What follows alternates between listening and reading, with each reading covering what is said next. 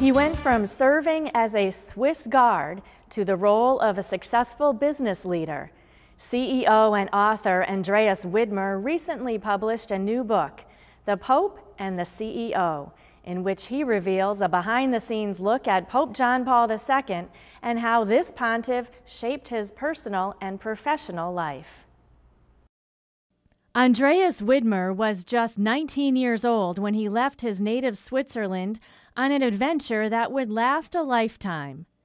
Widmer spent 2 years, from 1986 to 1988, in the Swiss Guards, one of a select few whose job it is to protect the Pope in the Vatican and on the road.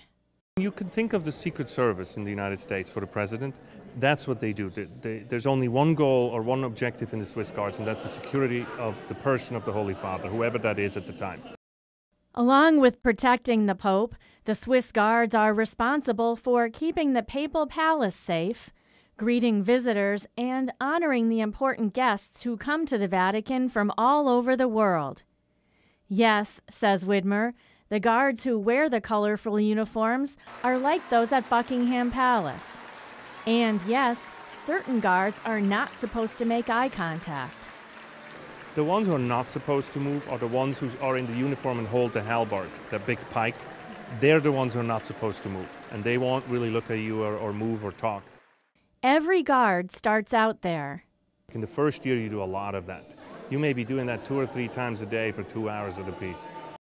And in the frame of the door stood John Paul II, really a pretty big guy, in his white cassock and with the little white succhetto. Widmer spoke to an audience at Elms College in Chicopee last month as part of the annual Mary Dooley Lecture Study, which was co-sponsored by Legatus. He writes about learning to stand still in the book. It has really taught me to stand still like this, to focus interiorly and to recollect myself and to really withdraw and be alone with my thoughts, which is something we can all practice. It's a very useful thing to learn. The Pope and the CEO offers 9 lessons for people seeking to weave faith into all aspects of their lives. Lessons he has learned through the inspiration of Pope John Paul II, who was the most authentically human person he says he ever met. This was a real man. This guy was into sports. He could be a tough guy and run and swim and ski but he also was interested in poetry and circus and theater, and he loved music and all kinds of music, and he loved to sit around and sing songs and be at a campfire and everything. But then he also spent half the night in front of the Eucharist praying. This man lived life to the fullest.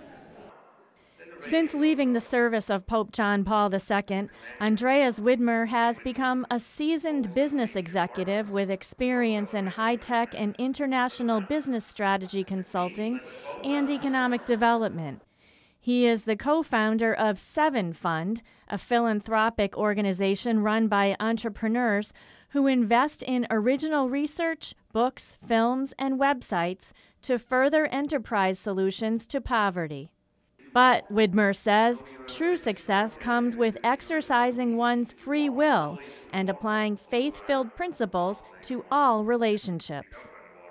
I think the hardest lesson is the most important lesson, and that is to go for the ought versus the want.